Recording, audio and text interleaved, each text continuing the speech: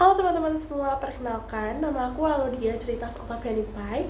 Aku berasal dari Fakultas Ilmu Kesehatan Program Studi Gizi tahun angkatan 2023 Universitas Singapura Bangsa Karawang.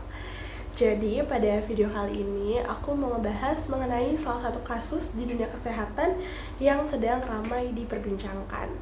Nah, kasus apa sih? Ya pasti teman-teman semua udah pada tahu mengenai kasus anak-anak di Indonesia yang sudah banyak melakukan prosedur medis cuci darah. Nah, sebenarnya cuci darah itu apa? Dan mungkin kalian belum tahu nih, apa itu cuci darah ya. Cuci darah sendiri itu merupakan salah satu prosedur medis di mana dilakukan untuk membuang racun dari dalam tubuh akibat ginjal yang telah rusak. Nah, cuci darah atau hemodialisis ini kenapa bisa terjadi? Yaitu tadi karena ginjal itu telah rusak. Nah, kenapa nih ginjal ini rusak? Salah satu faktor penyebab dari ginjal rusak itu adalah konsumsi gula yang berlebih atau kita terlalu banyak mengonsumsi gula. Nah, ketika kita mengonsumsi terlalu banyak gula, maka ginjal itu sebagai detox akan bekerja lebih keras dan akhirnya ketika ditekan terus itu akan menjadi rusak gitu. Nah, makanya harus melakukan prosedur dari luar yaitu dengan melakukan cuci darah. Nah, jadi di sini yang harus kita highlight adalah konsumsi gula yang berlebih ini menjadi salah satu faktor penyebab terjadinya kasus cuci darah yang semakin banyak dialami oleh anak-anak di Indonesia. Nah, nggak cuma kasus cuci darah sendiri, tapi konsumsi gula yang berlebih ini berdampak pada penyakit-penyakit lain. Nah, biasanya terjadi di anak-anak itu seperti penyakit karies gigi, lalu juga ada obesitas dan lain-lain. Nah, ketika kita sudah beranjak dewasa, kita nggak bisa kontrol makanan atau minuman yang mengandung gula dan akhirnya kita berlebihan dalam mengonsumsinya, itu bisa menyebabkan kita menjadi obesitas, lalu obesitas itu akhirnya mendukung terjadinya kejadian diabetes.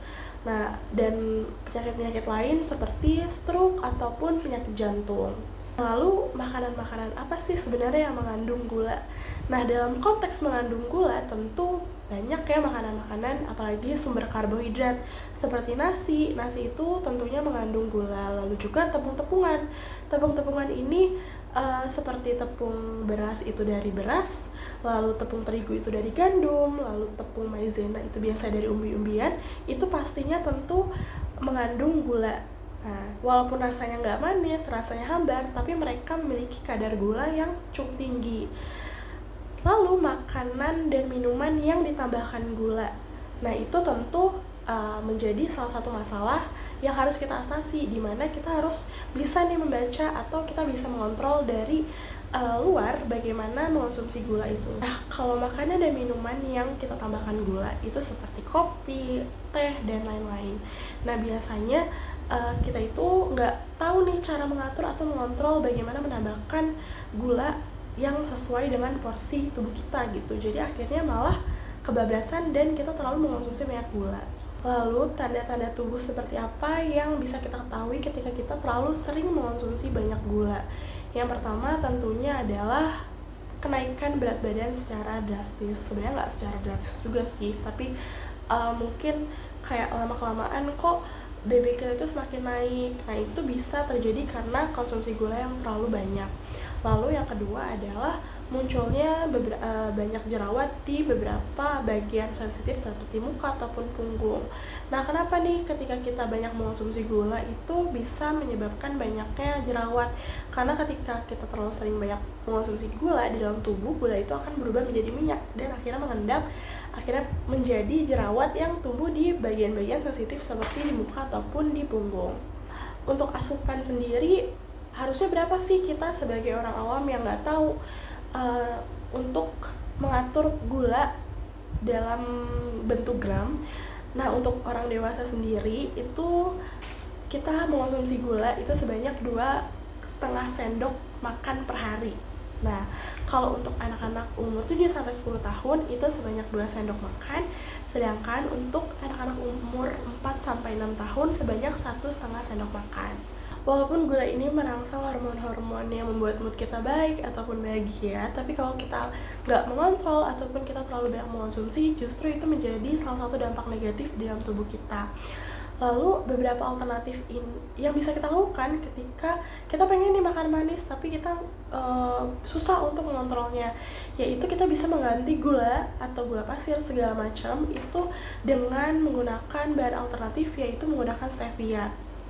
Nah, stevia ini sekarang udah ramai juga dijadikan bahan perbincangan di media sosial, kayak stevia ini sebenarnya aman gak sih, ataupun ini 11-12 gak sih sama gula, walaupun memang rasanya tuh manis banget walaupun kita makanya cuma setetes. Dia sendiri sudah dinyatakan aman oleh beberapa penelitian dan dianjurkan oleh para dokter, terutama untuk mereka yang mengalami penyakit diabetes, untuk menggunakan stevia sebagai bahan pengganti gula. Lalu juga ketika teman-teman mau beli makanan-makanan yang bermerek, memiliki kemasan, tentunya kan kalian bisa ya membaca label makanan. Nah, di situ teman-teman bisa nih baca di label makanan untuk bagian gula. Nah, untuk 1 sendok sendiri itu sebanyak 10 gram. Jadi kalau misalkan gulanya itu sebanyak misalkan 20 gram, berarti bisa diartikan gula dalam makanan atau minuman tersebut sebanyak 2 sendok makan. Nah, teman-teman, mungkin segitu aja mengenai sharing dari aku tentang kasus yang sedang ramai diperbincangkan di dunia media sosial ataupun di dunia kesehatan saat ini. Aku berharap setelah teman-teman menonton video ini, kita semakin aware, kita semakin terbuka pikiran kita mengenai kesehatan kita masing-masing, dan menjaga kualitas hidup kita demi masa depan yang baik. Sekian dari saya, terima kasih. Wassalamualaikum warahmatullahi wabarakatuh.